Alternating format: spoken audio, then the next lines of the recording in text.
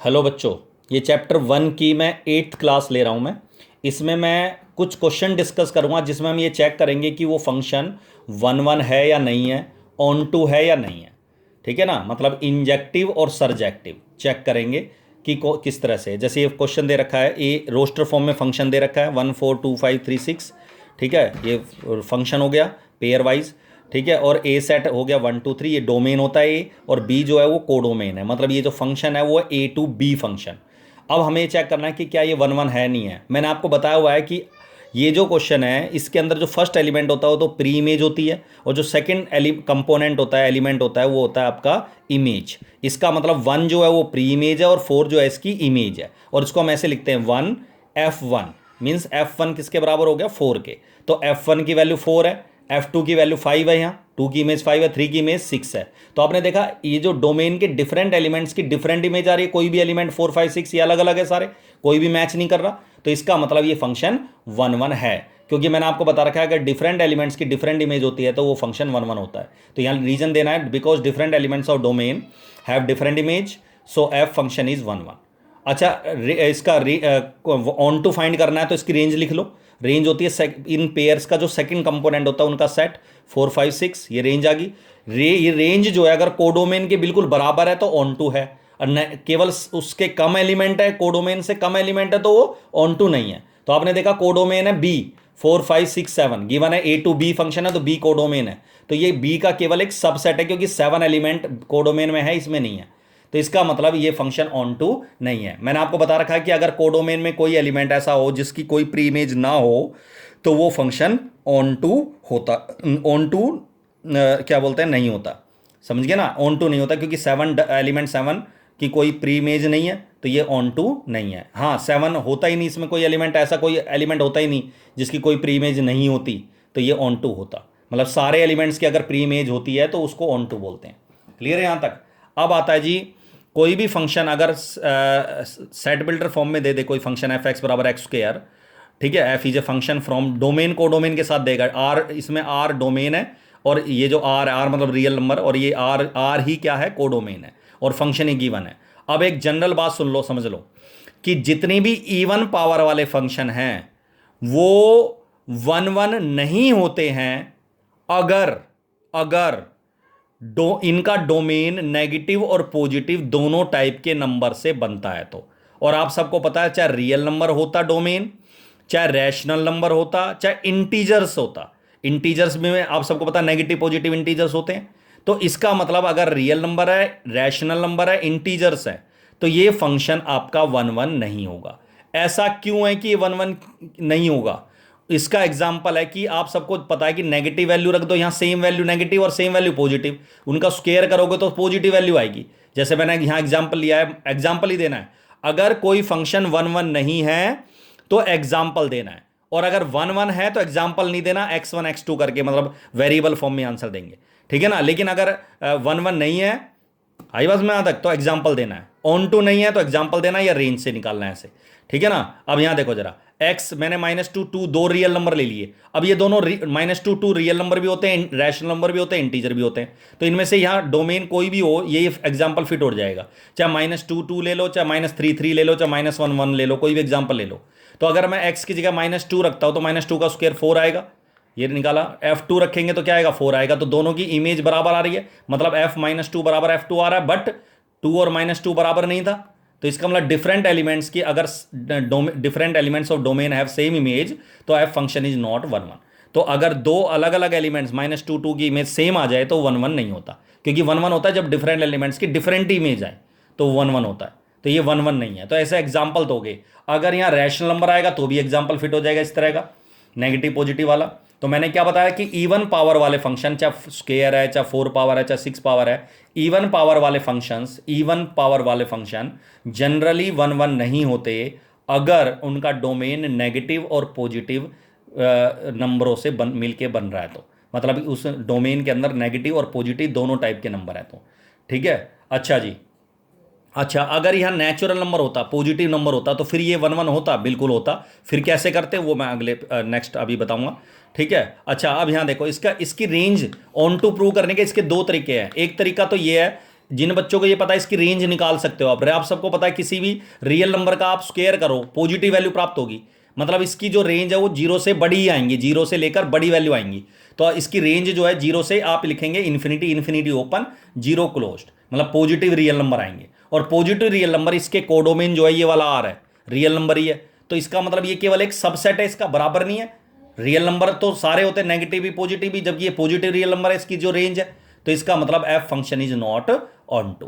Clear है यहां तक? तो एक तो तरीका ये होता है ऑन टू प्रूव करने का, एक और तरीका होता है ऑन टू प्रूव करने का जो हम ज्यादातर क्वेश्चनों में अप्लाई भी करेंगे, क्योंकि रेंज फाइंड करना हर एक क्वेश्चन में इतना आसान नहीं होगा। ठीक है, तो फिर क्या करेंगे? तो भैया अगर दूसरा तरीका लगाना है इसको, अगर हमें रेंज नहीं फाइंड करनी आ रही तो हम इस तरीके से करेंगे। एक वाई एलिमेंट लेट करेंगे, let y belongs to R, codomain.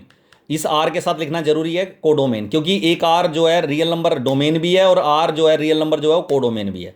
तो इस आर के साथ आपको लिखना है कोडोमेन वाला रियल नंबर है ये। सच दैट वाई एक एलिमेंट ले लिया, सच दैट वाई बराबर एफ एक्स। मतलब आपने नोट किया कि जब मैंने आपको एक बात बताई थी कि जो एक्स एफ एक्स होता है, एक्स तो होता है प्री इमेज, और एफ एक्स किसका एलिमेंट होता है? इमेज। और इमेज, इमेज से क्या बनती है? रेंज। इसका मतलब ये जो एफ एक्स है ये रेंज का एलिमेंट है। तो एफ एक्स रेंज को रिप्रेजेंट कर रही है, रेंज का एलिमेंट हो गया, और वाई हो गया कोडोमेन का एलिमेंट। तो मतलब मैंने कोडोमेन के एलिमेंट को रेंज के एलिमेंट के बराबर रख दिया। इसका मतलब ये मान के चल रहा हूं कि रेंज और बराबर कोडोमेन बराबर क्या है? रेंज। इसका मतलब ये फंक्शन ऑन टू है। तो ये मैंने एजम्पशन ली है। अब इस एजम्पशन पे देखेंगे क्या हमारी एजम्पशन सही है कि क्या वाई बराबर एफ एक्स होगा या नहीं होगा। तो वाई बराबर एफ एक्स की जगह मैंने एफ एक्स की वैल्यू रख दी एक्स स्क्वायर, और x की वैल्यू निकाल ली। यहां से मैंने देखा x की वैल्यू आएगी स्क्वायर रूट ऑफ, रूट आ जाएगा y का प्लस माइनस। अब आपको क्या करना है, इस y की जगह जो x की वैल्यू हमें मिली है, इस y की जगह आप सबको पता y किसको रिप्रेजेंट कर रहा है? Real number. और रियल नंबर नेगेटिव भी होता है, जीरो भी हो सकता है, पॉजिटिव भी हो सकता है। तो आपको यहां तीनों टाइप के नंबर, इवन फ्रैक्शन 1/2 या 0.1, इस तरह से डेसिमल नंबर भी इसमें रख के देखना है।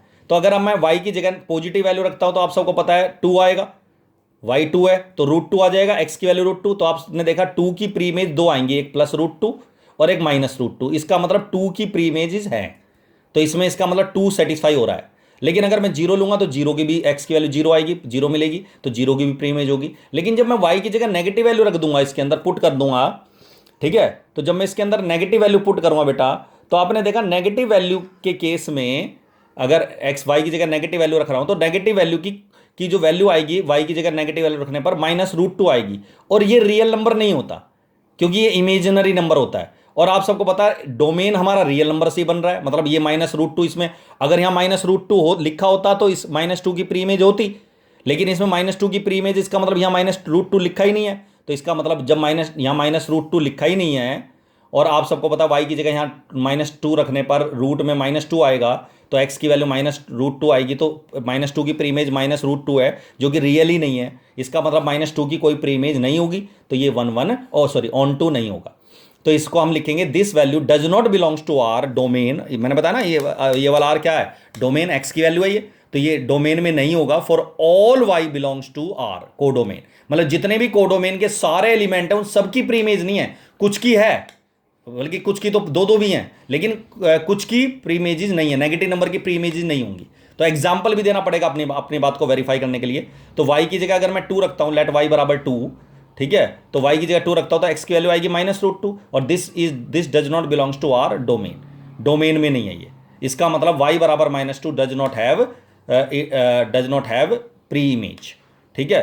तो all the elements of codomain does not have their pre images in domain, so F function is not onto. तो एक तरीका तो है रेंज निकाल के डायरेक्ट पता कर लो, और एक है वाई वाला लेट करके, तो ये तरीका होता है। अच्छा, अगर इसी क्वेश्चन में, इसी टाइप के क्वेश्चन से पहले जो क्वेश्चन करवाया उसी में अगर डोमेन और कोडोमेन नेचुरल नंबर हो जाए डोमेन, या पॉजिटिव इंटीजर आ जाए, या positive real number rational number आ जाए, या पॉजिटिव रियल नंबर, मतलब पॉजिटिव नंबर से बन रहा है डोमेन, तो इवन पावर वाले फंक्शन भी 1 होते हैं।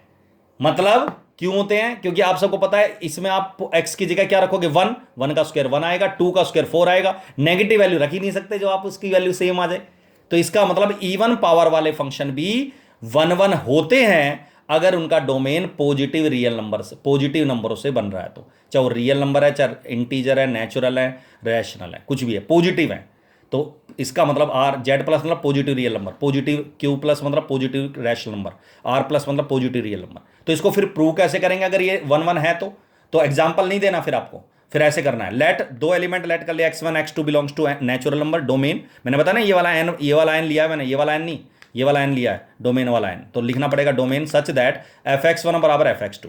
यहां हमने एजम्पशन लिए कि 1 1 नहीं है, क्यों? क्योंकि x1 x2 दो डिफरेंट नंबर लिए और उनकी इमेज क्या ली? बराबर ली। fx1 बराबर fx2 लिखा मैंने, ये लिखना है खुद अपने पास से, fx1 बराबर fx2।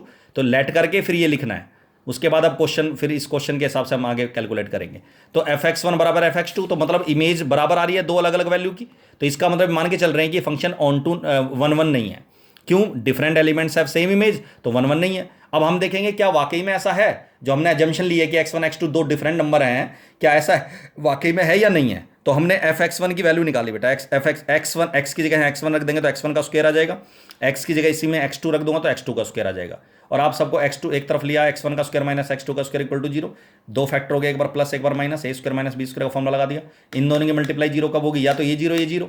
अब इसको 0 रखो तो x1 की वैल्यू -2 आएगी, माइनस x2 आएगी, लेकिन नेचुरल नंबर नेगेटिव होता ही नहीं है, तो इसका मतलब x1 x2 कभी नेगेटिव नंबर हमने लिए ही नहीं है, तो इसका मतलब इन दोनों का सम कभी 0 आ ही नहीं सकता। x1 x2 is greater than 0 always. क्यों? क्योंकि x1 x2 क्या है? नेचुरल नंबर है, और नेचुरल नंबर कभी नेगेटिव 0 आ ही नहीं सकते।